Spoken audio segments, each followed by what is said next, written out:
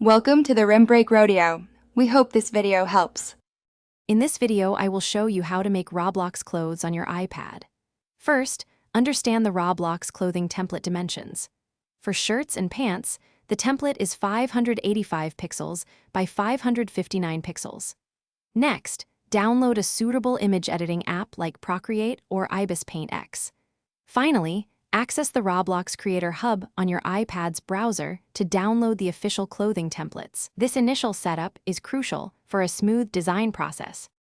Now that you have your template and app, open the Roblox template in your chosen editing application. Utilize layers to add vibrant colors, intricate textures, and unique graphics to your design. Pay close attention to how your design aligns with the template's distinct sections for the arms, torso, and legs. Precision here ensures your clothing looks fantastic in the game. Experiment with different elements to create something truly original and appealing. Once your design is complete, save your masterpiece as a high-quality PNG file. This format preserves transparency, which is essential for Roblox clothing. Next, navigate to the Create section on the Roblox website using your iPad's browser. From there, select shirts or pants and upload your newly created PNG file. Give your item a clear name and a compelling description to attract attention from potential buyers.